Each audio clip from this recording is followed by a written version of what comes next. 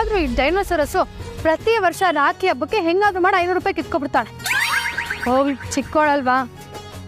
ನಾನು ಹೋಗಿ ಇಲ್ಲಿಗೆ ಏನಕ್ಕೆ ಬಂದೆ? ತರಕಾರಿ ತಗೊಳೋದಕ್ಕೆ ಬಂದೆ. ಏನೇನು ತರಕಾರಿ ತಗೋಬೇಕು ಅಂತ ವೈಜಯಂತಿ ಅಮ್ಮಂಗೆ ಫೋನ್ ಮಾಡಿ ಕೇಳ್ಬಿಡೋಣ.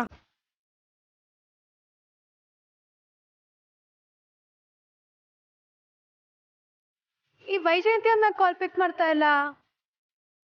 ಏನೇನು ತರಕಾರಿ ತಗೊಳ್ಬೇಕು ಅಂತಾನೂ ಗೊತ್ತಿಲ್ವಲ್ಲ. ಯಾರನ್ನ ಕೇಳೋದು? ತನ್ನ ಮನೇಲಿ ಯಾರು ಇರ್ತಾರೆ? ವೇದ ಅಂತೂ ಸಾರ್ಥಕಣ್ಣ ಎಲ್ಲೋ ಆಚೆ ಹೋದ್ರು, ಆತೆ ಅದಕ್ಕೇನೆ ಎಲ್ಲೋ ಆಚೆ ಹೋದ್ರು. ಇನ್ಯಾರು ಇರ್ತಾರೆ? ಸುಹಾಸಿನಿ ಅತ್ತೆಗೆ ಕೇಳಬೇಕಲ್ಲ.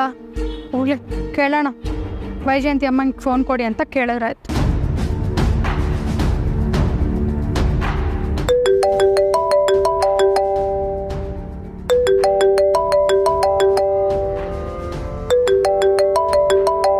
ಇವಳು ಯಾಕೆ ಕಾಲ್ ಮಾಡ್ತಾ ಇದ್ದಾಳೆ? ಹಲೋ ಹಲೋ ಅತ್ತೆ. ಹೇಳು. ಅತ್ತೆ, ವೈಜಯಂತಿ ಅಮ್ಮ ಇದ್ರೆ ಒಂಚೂರು ಫೋನ್ ಕೊಡ್ತೀರಾ? ಮಾರ್ಕೆಟ್ ಹತ್ರ ಬಂದಿದೆ, ಏನೇನು ತರಕಾರಿ ತಗೋಬೇಕು ಅಂತ ಗೊತ್ತಾಗ್ತಿಲ್ಲ, ಕೇಳಬೇಕಿತ್ತು.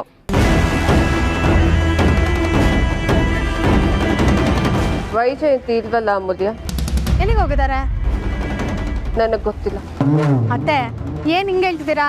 ನಿಮಗೆ ಹೇಳ್ದೆ ಹೋಗ್ತಾರಾ? ಅಮೂಲ್ಯ, ಈ ವಿಷಯದ ಬಗ್ಗೆ ಹೇಗೆ ಹೇಳೋದು ಅಂತ ಇದ್ದೆ. ಈಗ ನೀನು ಇಷ್ಟೆಲ್ಲ ಕೇಳಿದ್ಮೇಲೆ ಹೇಳಲೇಬೇಕಲ್ಲ.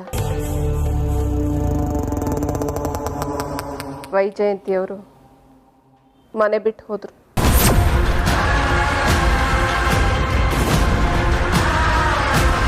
ಅತ್ತೆ ಏನು ಹೇಳ್ತಿದ್ದೀರಾ? ಮನೆ ಬಿಟ್ಟು ಹೋದ್ರಾ? ಏನಾಯ್ತತ್ತೆ? ಮೊದಲು ನೀನು ಮನೆಗೆ ಬಾ ಅಮೂಲ್ಯ, ಆಮೇಲೆ ಎಲ್ಲ ಹೇಳ್ತೀನಿ. ಹಾಂ.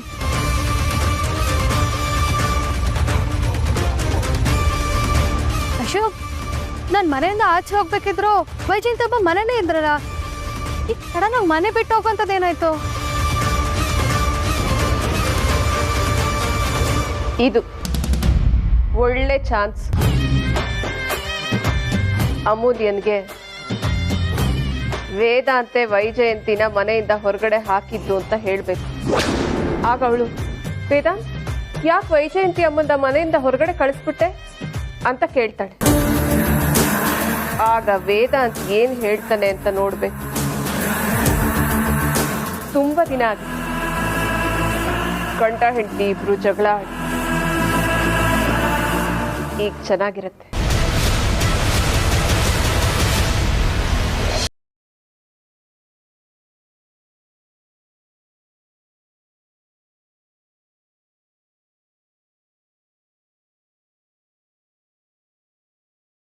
ಜನ್ಮದ ಪಾಪವೋ ಯಾರೋ ಹಾಕಿದ ಶಾಪವೋ.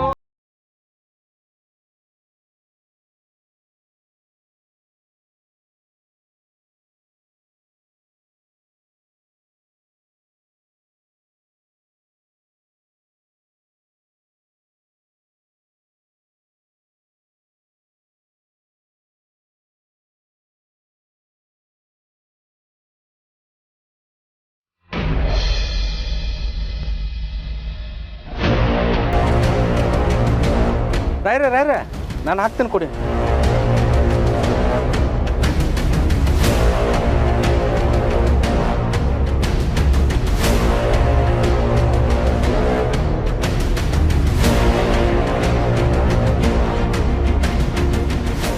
ಅಣ್ಣ ಆ ವೇದನ್ ಬರ್ತಾವನೆ. ನಾನು ಮತ್ತೆ ಕಾಲ್ ಮಾಡ್ತೀನಿ. ರಾಯ್ರೆ ಯಾರ ಬಂದರು?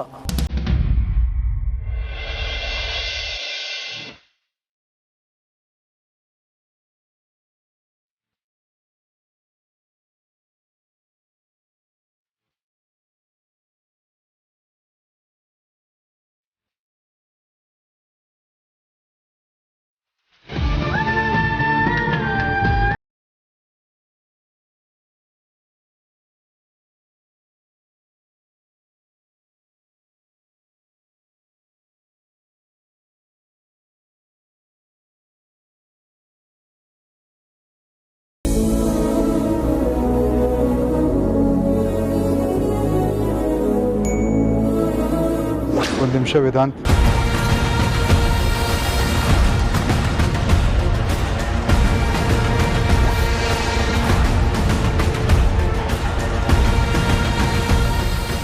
ನೋಡು ಅಗ್ನಿ, ನೀನು ಹೇಳ್ದಾಗೆಲ್ಲ ಮಾಡಿದ್ದೆ, ನಿನ್ನ ಕಂಡೀಷನ್ಸ್ಗೆಲ್ಲ ಒಪ್ಕೊಂಡಿದ್ದೀನಿ.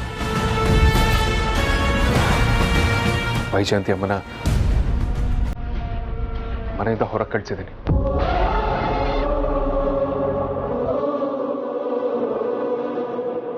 ಅಪ್ಪಾಜಿ, ನೀವೆಲ್ಲ ಕಂಡೀಷನ್ಸ್ಗಳಿಗೂ ಒಪ್ಕೊಂಡಿದ್ದೀನಿ. ಪ್ಲೀಸ್ ಈಗಲಾದರೂ ಮನೆಗೆ ಬನ್ನಿ.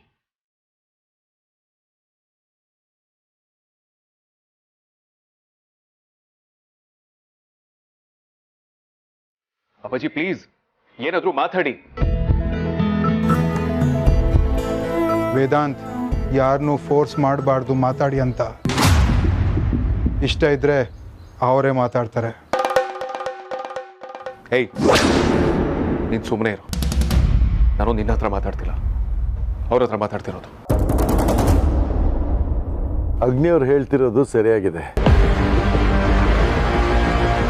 ನನಗೆ ನಿನ್ನ ಹತ್ರ ಮಾತಾಡೋಕ್ಕೆ ಇಷ್ಟ ಇಲ್ಲ.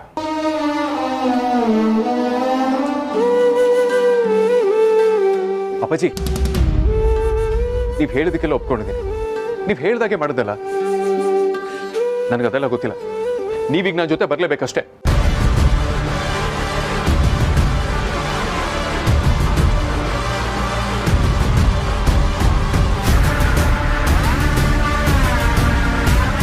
ಹೂವು ತಾನಾಗೆ ಅರಳಬೇಕು, ಕಾಯಿ ತಾನಾಗೆ ಹಣ್ಣಾಗಬೇಕು. ಅದು ಪ್ರಕೃತಿ ನಿಯಮ. ಅದಕ್ಕೆ ವಿರುದ್ಧವಾಗಿ ನಾವೇನಾದ್ರು ಮಾಡೋಕ್ಕೆ ಹೋದ್ರೆ ಅನಾಹುತ ಆಗುತ್ತೆ. ಒಂದು ವೇಳೆ ನೀನು ನನ್ನನ್ನು ಬಲವಂತವಾಗಿ ಎಳ್ಕೊಂಡು ಹೋಗಿ ಪ್ರಯತ್ನ ಪಟ್ಟರೆ ಅಲ್ಲಿಗೆ ಬರೋದು ನನ್ನ ದೇಹ ಮಾತ್ರ. ಅಪ್ಪ,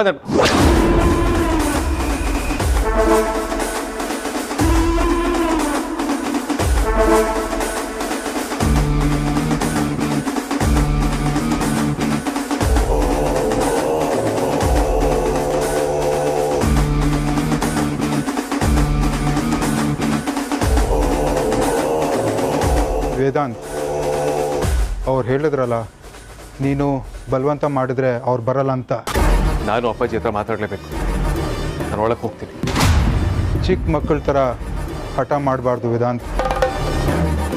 ಅವರೇ ಹೇಳಿದ್ರಲ್ಲ, ನಿನ್ನ ಜೊತೆ ಮಾತಾಡಬೇಕಂದ್ರೆ ಹೇಳಿ ಕಳಿಸ್ತೀನಿ ಅಂತ. ಪ್ಲೀಸ್, ನೀನೀಗ ಹೊಡ್ಬೋದು.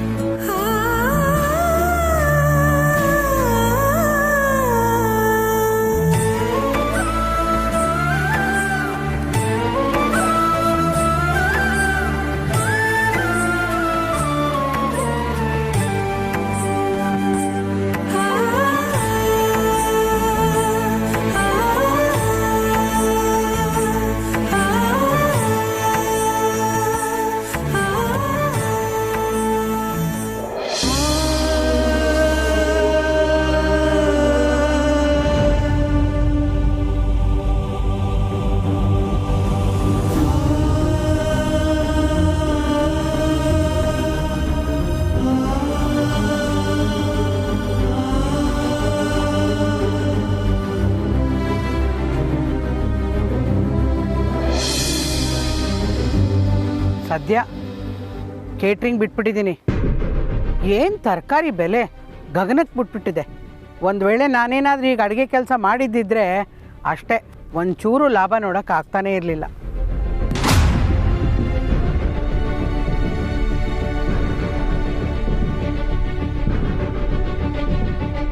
ಇವರು ವೈಜಯಂತಿ ಅವರಲ್ವಾ? ಅದೇ ವೇದಾಂತ್ ಮನೇಲಿದ್ದವರು. ಇಲ್ಲೇನು ಮಾಡ್ತಿದ್ದಾರೆ?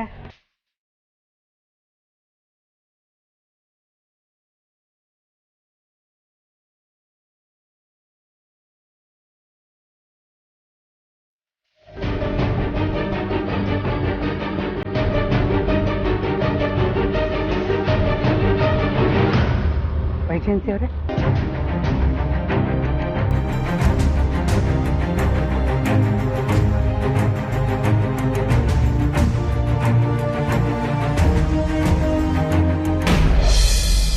ಏನು ವೇದಾಂತ್ ವೈಜಯಂತಿ ಅಮ್ಮನ ಮನೆ ಬಿಟ್ಟು ಹೋಗು ಅಂತ ಹೇಳಿದ್ನಾ? ಇಲ್ಲ, ವೇದಾಂತ್ ಹಾಗೆ ಹೇಳಿರೋದಕ್ಕೆ ಸಾಧ್ಯನೇ ಇಲ್ಲ. ನಿಜ ಹೇಳಿಯುತ್ತೆ, ಏನಾಯ್ತು ಅಂತ ಸತ್ಯ ಹೇಳಿ.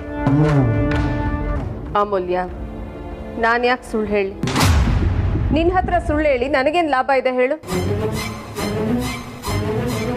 ನಿನಗೆ ನನ್ನ ಮೇಲೆ ನಂಬಿಕೆ ಇಲ್ಲ ಅಂದರೆ ವೇದಾಂತನೇ ಕೇಳು, ಅವನೇ ಸತ್ಯ ಹೇಳ್ತಾನೆ.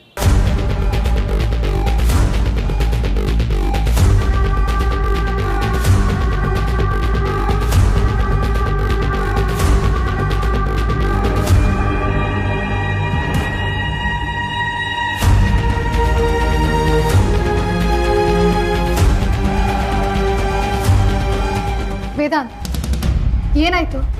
ನೀನೇ ವೈಜಯಂತಿ ಅಮ್ಮನ ಮನೆ ಬಿಟ್ಟು ಹೋಗು ಅಂತ ಹೇಳ್ದ?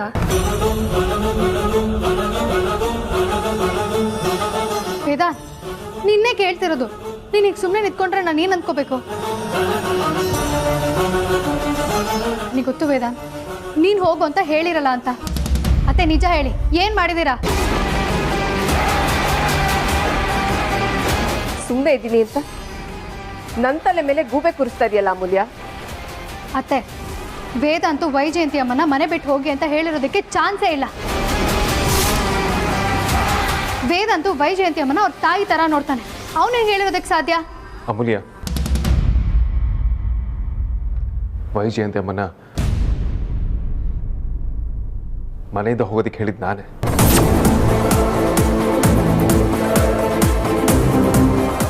ಸುಹಾಸಿನಿ ಮುಂದೆ ಏನೂ ತಪ್ಪಿಲ್ಲ.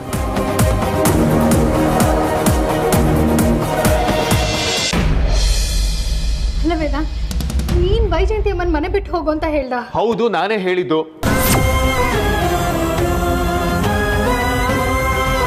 ವೇದಾಂತ್, ನಿನಗೆ ಗೊತ್ತು ತಾನೆ ಅವ್ರಿಗೆ ನಮ್ಮನ್ ಬಿಟ್ರೆ ಬೇರೆ ಯಾರು ಇಲ್ಲ ಅಂತ. ಪಾಪ ಅವ್ರು ಎಲ್ಲಿಗೆ ಹೋಗ್ತಾರೆ, ಏನ್ ಮಾಡ್ತಾರೆ? ನನಗೆ ಗೊತ್ತು ವೇದಾಂತ್, ನೀನ್ ಈ ಕೆಲಸನ ಮಾಡಿರಲ್ಲ ಅಂತ. ಇದರಲ್ಲಿ ಬೇರೆ ಏನೋ ವಿಷಯ ಇದೆ. ಬೇರೆ ಯಾರ್ದೋ ಮಾತು ಕೇಳ್ಕೊಂಡು ನೀನು ಹೀಗೆ ಮಾಡಿರ್ತೀಯ.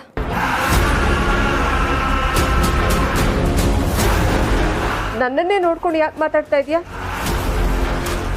ವೇದಾಂತ್ ಹೇಳಿಲ್ವಾ ಇದರಲ್ಲಿ ನನ್ನ ಇನ್ವಾಲ್ವ್ಮೆಂಟ್ ಇಲ್ಲ ಅಂತ? ನೀವು ತುಂಬ ಇಂಟೆಲಿಜೆಂಟ್ ಅತ್ತೆ, ಏನು ಬೇಕಾದರೂ ಮಾಡಿರ್ತೀರಾ. ಅಮೂಲ್ಯ, ನಿನ್ನ ಮಾತು ಮಿತಿ ಮೀರ್ತಾ ಇದೆ. ಪ್ಲೀಸ್, ಇಬ್ರು ಕಿತ್ತಾಡೋದು ನಿಲ್ಲಿಸ್ತೀರಾ?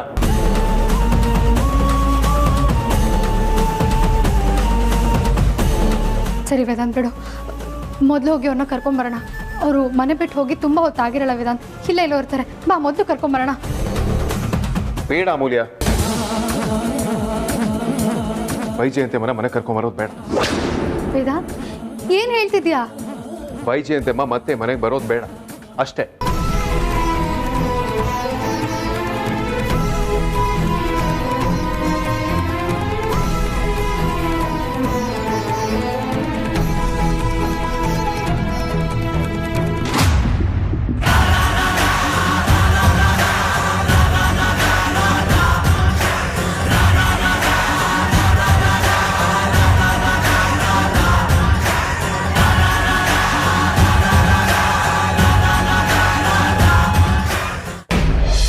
ಇಲ್ಲೇನು ಮಾಡ್ತಿದ್ದೀರಾ?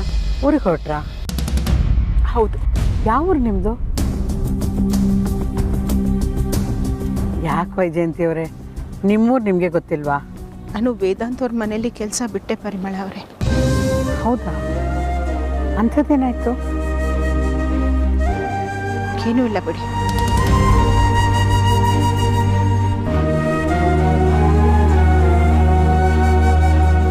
ಸರಿ, ಎಲ್ಲೇನು ಮಾಡ್ತಿದ್ದೀರಾ?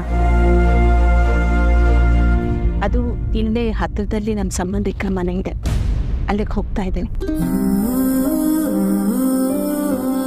ಇಲ್ಲೆಲ್ಲಿ? ಅದು ಇಲ್ಲೇ ಎಲ್ಲೋ. ಸರಿ, ಹಾಗಿದ್ರೆ ಅಲ್ಲಿ ನಾನು ನಿಮ್ಮನ್ನು ಬಿಟ್ಬಿಟ್ಟು ನಾನು ಹಾಗೆ ಹೋಗ್ತೀನಿ. ಬನ್ನಿ. ಬೇಡ ಪರಿಮಳ ಅವರೇ, ನಾನು ಹೋಗ್ತೀನಿ, ಇಲ್ಲೇ ಹತ್ತಿರದಲ್ಲೇ ಇದೆ. ಇರಿ, ನಾನು ಅಮ್ಮಗೊಂದು ಫೋನ್ ಮಾಡಿ ಏನಾಯಿತು, ನೀವು ಮನೆಯಿಂದ ಯಾಕೆ ಬಂದಿದ್ದೀರಿ ಅಂತ ಕೇಳ್ತೀನಿ. ಬೇಡ ಪರಿಮಳ ಅವರೇ, ಅಮ್ಮಗೆ ಫೋನ್ ಮಾಡಬೇಡಿ. ಯಾಕೆ ಇಷ್ಟೊಂದು ಗಾಬರಿ ಆಗ್ತಿದ್ದೀರಾ? ಇಲ್ಲ ಇಲ್ಲ, ಹಾಗೇನೂ ಇಲ್ಲ. ಅಮೂಲ್ಯ ಅವ್ರಿಗೆ ಫೋನ್ ಮಾಡೋದು ಬೇಡ ಪಾಪ ಅಂತ ಹೇಳಿದೆ ಅಷ್ಟೆ.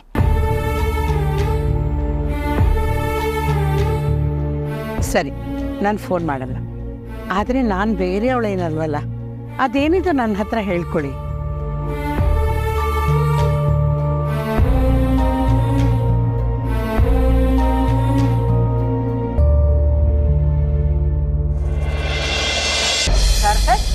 ರಾಖಿ ಕಟ್ಟಿಸ್ಕೊಂಡು ಪರಿಮನೆಯಿಂದ ಎಷ್ಟು ಬೇಗ ಬಂದ್ಯಾ? ಹಾ ಅಜ್ಜಿ, ಆರ್ತಿ ಅಂಜು ಎದ್ಬಿಡ್ತಾರೆ, ಬೆಳಿಗ್ಗೆ ಬಿಟ್ಟು ಬಂದೆ.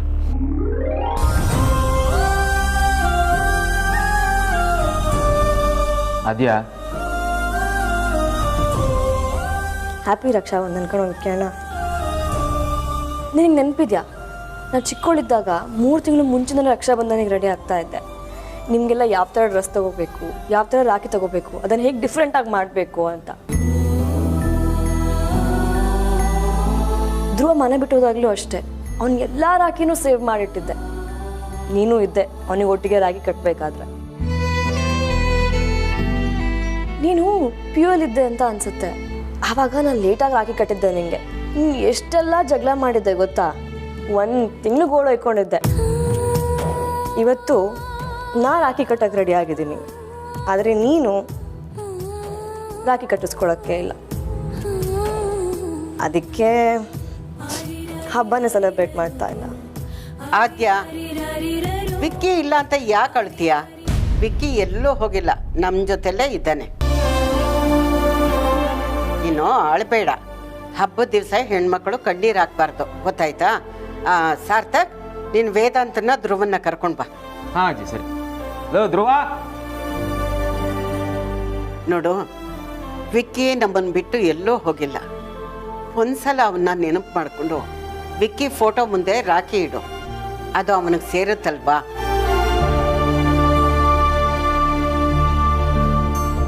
ಅಣ್ಣ ತಂಗಿ ಬಾಳಿನಲ್ಲಿ ನೆಮ್ಮದಿಯ ಲಾಲಿಯಲ್ಲಿ ಯಾವ ಪಾಪಿ ಇಟ್ಟು ಹೊರಟ ಶಾಪವೋ, ಕೇಳದೇನೆ ಪಡೆದುಕೊಂಡ ಪಾಪವೋ.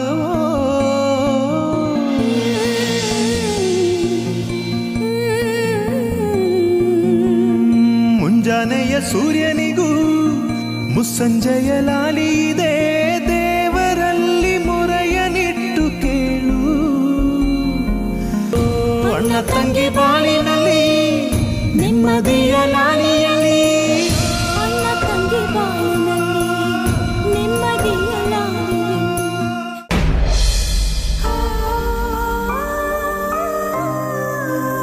ಹ್ಯಾಪಿ ರಕ್ಷಾಬಂಧನ್.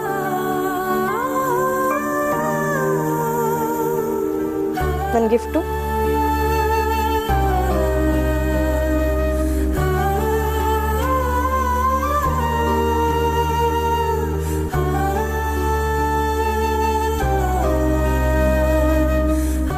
ಅದ್ಯಾ,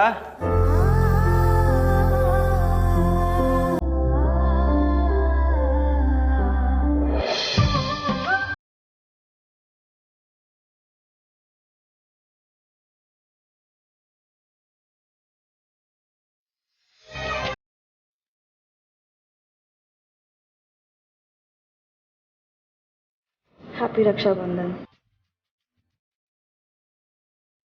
ನಂದು ಆರ್ತಿ ಆಯ್ತು.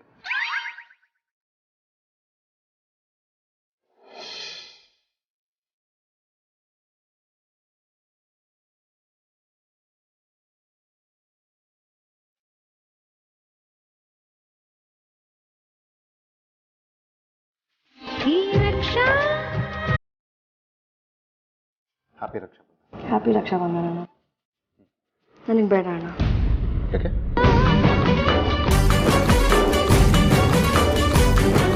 ನಾನು ಈ ಸತಿ ರಕ್ಷಾಬಂಧನ ಗ್ರ್ಯಾಂಡಾಗಿ ಸೆಲೆಬ್ರೇಟ್ ಮಾಡ್ತಾ ಇಲ್ಲ, ಅದಕ್ಕೆ ಗಿಫ್ಟ್ ಬೇಡ.